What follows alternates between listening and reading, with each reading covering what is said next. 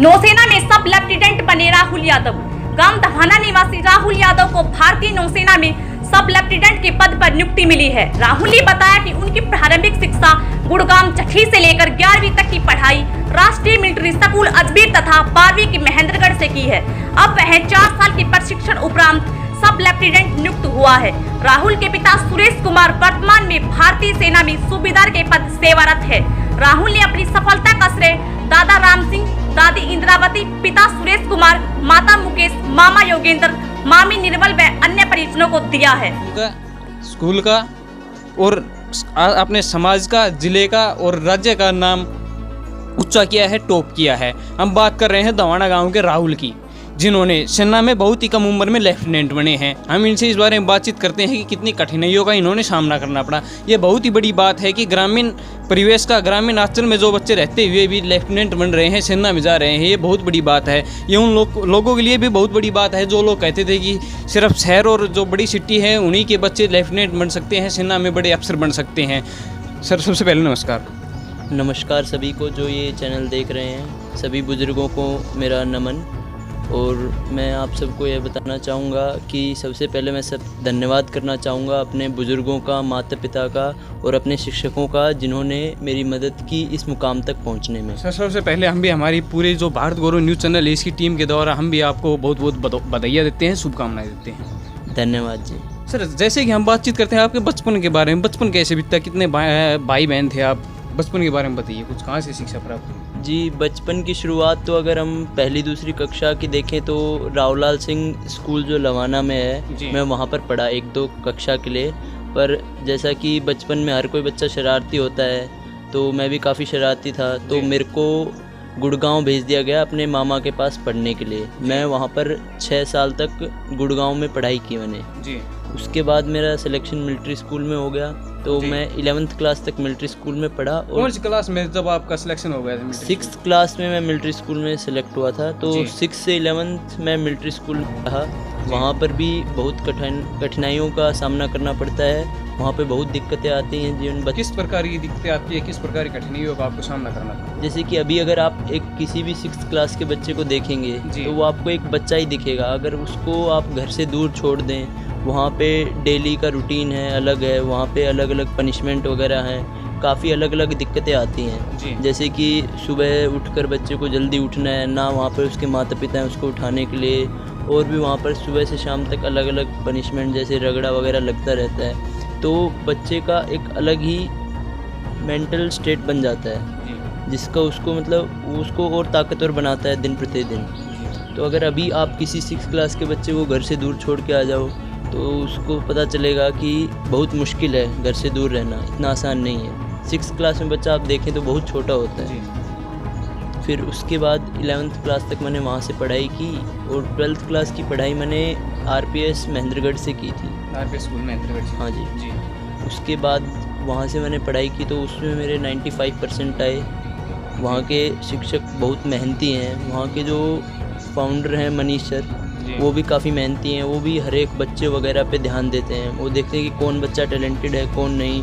वो किसी को भी मतलब ये नहीं छोड़ते, और ये नहीं कि प्यार से रखते हैं। जहाँ पे बच्चे को मार की ज़रूरत पड़ेगी वहाँ पे मार भी मिलेगी जी, कि वो टैलेंट को पहचानते हैं और उसको आगे बढ़ाते हैं। तो सर, जैसे कि हम बातचीत करते हैं, जब हम छोटे होते हैं तो हमारा सभी का एक सपना होता है कि हम भी फौजी बनेंगे, फौज में जाएंगे, पुलिस में बनेंगे। जैसे जैसे हम बड़े होते जाते हैं, +2 तक पहुँचते हैं, तो वही सपने हैं चकनाचूर हो जाते हैं। तो ये भी आपका कोई शुरुआत का ही सपना है क्या, मेरे को फौज में जाना है, भाई लेफ्टिनेंट बनना है, सेना में जाना है, या कहीं और जाने का था? जैसे सपना और था भाई और कुछ बनना है मेरे को, जैसे प्राइवेट किसी जॉब करनी है, सरकारी जॉब करनी है, उसके बाद? नहीं जी, जैसे मेरे पिताजी फ़ौज में थे, तो पिताजी फौज में थे? मेरे पिताजी अभी फ़ौज में ही हैं, सूबेदार हैं। तो मेरे को उन्हीं से हमेशा मोटिवेशन वगैरह मिला कि मेरे को भी फ़ौज में ही जाना है। तो हमेशा हर कोई अपने बच्चे को अपने से आगे देखना चाहता है, तो मेरे पिता ने भी यही मेहनत की कि मैं उनसे ऊपर पद पे जाऊं। वो सूबेदार हैं, तो उन्होंने हमेशा यही सोचा कि मैं एक लेफ्टिनेंट के पद से सेना में भर्ती हूँ। तो जैसे कि लेफ्टिनेंट पद से सेना में भर्ती जाए होते हैं तो काफ़ी कठिनाइयों का सामना करना पड़ता है, काफ़ी परेशानियों का सामना करना पड़ता है। तो आपके तो चलो आपके पिताजी ने आपको बता दिया गया था, आपको यहाँ से कुछ सीखने को मिला। क्या क्या और कठिनाइयों का सामना करना पड़ा आपको? क्या क्या कुछ दिक्कतें आती हैं? जैसे गांव के और बच्चे जाते हैं उनको भी काफ़ी दिक्कत आती है और ज़्यादातर बच्चे तो वहाँ तक पहुँच ही नहीं पाते। जैसे कि हम अगर एकेडमी वगैरह में पहुंचते हैं तो वहाँ पर और भी बच्चे होते हैं, वो बड़े बड़े शहरों वगैरह से भी आते हैं जी। तो उनको देख के थोड़ा हमें लगता है कि हाँ हम थोड़े पिछड़े हुए हैं, पर ऐसा कुछ नहीं है। हमारे भी बच्चे जो होते हैं वो काफ़ी टैलेंटेड होते हैं, वो अलग चीज़ों में टैलेंटेड हैं, वो जैसे कि इंग्लिश वगैरह बोलना उन सब में टैलेंटेड हैं, पर हमारे यहाँ के बच्चे दौड़ भाग खेल कूद इन सब में उनसे काफ़ी आगे रहते हैं जी। तो वो हमें एक फ़ायदा भी मिलता है। जी। और उनको काफ़ी अलग एक टाइप का एक्सपोजर होता है, वो जैसे कि बाहर वगैरह रहना बड़े बड़े सिटीज़ वगैरह का हमें वो नहीं मिल पाता, पर फिर भी हमें इतनी दिक्कत नहीं आती उनके मुकाबले, क्योंकि हम अपने अलग क्षेत्रों में उनसे आगे रहते हैं। जैसे कि खेल कूद भाग दौड़ इन सब में हम काफ़ी अच्छा परफॉर्म वगैरह करते हैं दूसरे बच्चों के मुकाबले। जी। तो जैसे कि ट्रेनिंग होती है आपकी, बताते हैं काफ़ी कठिनाई होती है ट्रेनिंग के अंदर, क्या कुछ कठिनाई होती है, किस प्रकार ट्रेनिंग होती है? जो ये ट्रेनिंग होती है उसमें अगर आप देखें तो उसमें 4 साल की ट्रेनिंग होती है जी। उसमें जो एक कोई कैडेट जाता है वो 4 साल के लिए पूरे 4 साल वही रूटीन वही उसमें उसके लिए कठिनाइयाँ बढ़ाई जाती हैं, उसके लिए लेवल सेट किया जाता है कि 1 साल में तुम्हें ये लेवल अचीव करना होता है और हर साल वो लेवल अचीव करने के लिए उसको उतनी ही मेहनत करनी पड़ेगी। अगले साल उसका लेवल बढ़ा दिया जाएगा तो उसको और ज़्यादा मेहनत करनी पड़ेगी। और उसमें डेली रूटीन में काफ़ी दिक्कतें आती हैं, सुबह से शाम तक बंदा बिज़ी। कौन सी आपकी ट्रेनिंग होती है? पूरे दिन का दिन सुबह से लेकर दिन भर आ गई और रात तक का जो समय होता है क्या कुछ होता है वो सारा एक बार विस्तार से खुल के बता दीजिए। तो कई बच्चे हैं वो देखते भी हैं, कई बच्चे जाने का मन भी करता है, परंतु अधिकतर लोग क्या है ट्रेनिंग के नाम से वापस आ जाते हैं। सुना भी है कई लोग बीच में छोड़ के आ जाते हैं। जी हाँ, जैसे कि सुबह 4:30 से 4:45 के बजे में आप उठेंगे जी। उसके बाद आप तैयार वगैरह होंगे तो वहाँ पर अलग अलग होता है कि या तो आपकी सुबह पे ड्रिल क्लास होगी, स्विमिंग क्लास होगी या फिर पीटी क्लास होगी जी। या फिर 2 क्लास एक साथ भी हो सकती हैं, जैसे कि ड्रिल पीटी दोनों भी हो सकता है। जी। तो हर एक किसी का शेड्यूल वगैरह डिपेंड करता है। तो सुबह आप तैयार वगैरह होके जाएंगे, थोड़ा बहुत चाय वगैरह मिलेगा आपको, चाय वगैरह पी के आप जाएंगे। उसके बाद वहाँ पे पीटी वगैरह होगी आपकी या फिर ड्रिल होगी, तो कम से कम 2 घंटे आपकी कोई फिज़िकल एक्टिविटी होगी सुबह। जी। तो फिज़िकल एक्टिविटी के बाद आपको ब्रेकफास्ट मिलेगा, तो ब्रेकफास्ट के बाद तक 9 बज जाते हैं। 9 बज गए उसके बाद आपकी एकेडमिक क्लासेस होंगी, फिर उसके बाद 1:30 बजे लंच होगा, फिर लंच के बाद से आपकी फिर से फ़िज़िकल एक्टिविटी स्टार्ट हो जाएगी। वहाँ पे हर एक एकेडमी में हर जैसे हाउस होता है स्कूल में वैसे बांटा गया है, तो उनके बीच में कंपटीशन रहता है। तो हर चीज़ का वो कंपटीशन में हर एक कैडेट आगे आने के लिए उसके बाद उनको हर एक हाउस का पीरियड होता है। उस हाउस के पीरियड में सब सीनियर जो बच्चे होते हैं वो जूनियर बच्चों से मेहनत करवाते हैं, खुद भी मेहनत करते हैं ताकि उनका हाउस फर्स्ट है।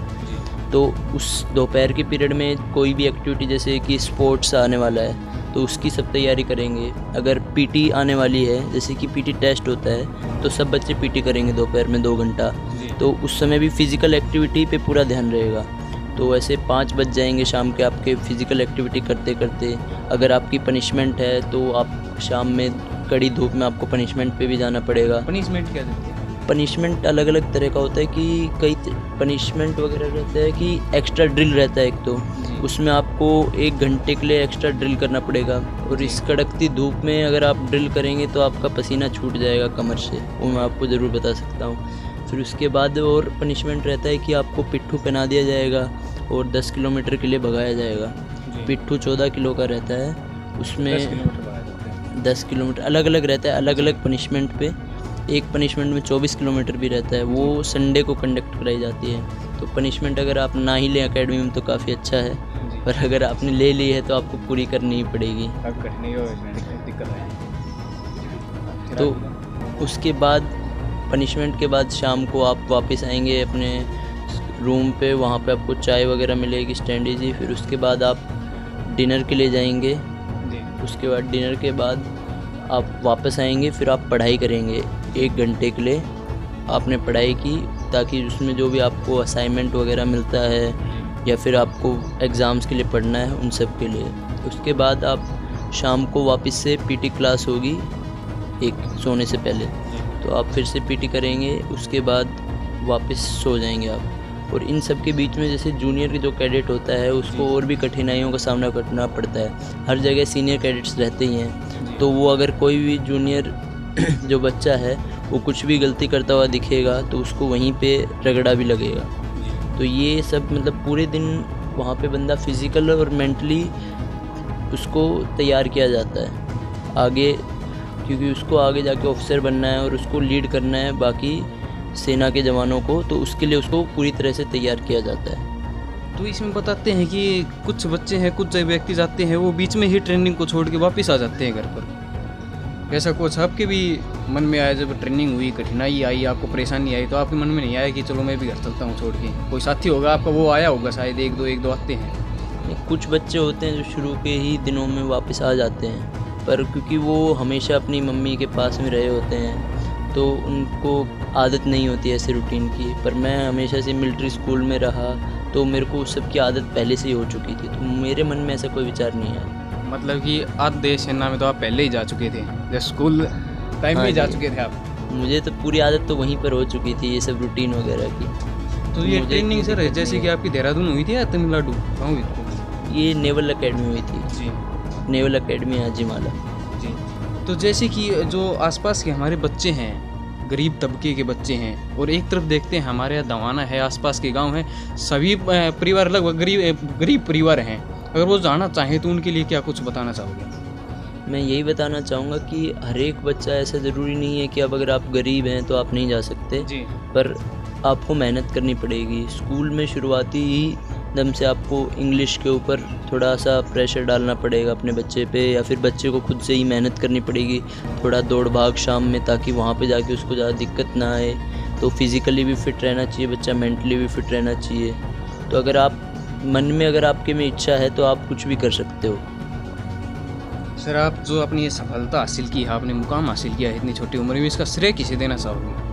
मैं इसका श्रेय अपने दादा दादी, माता पिता और मैं अपने मामा मामी जिनके पास मैं 1st से 6th क्लास तक गुड़गांव में रहा था उन सबको देना चाहूँगा। और जो भी मेरे शिक्षक रहे हैं जिन्होंने मेरे में कोई भी परिवर्तन लाया है, मेरे व्यवहार में, मेरे विचार में, सब चीज़ों को। बहुत बहुत धन्यवाद। धन्यवाद।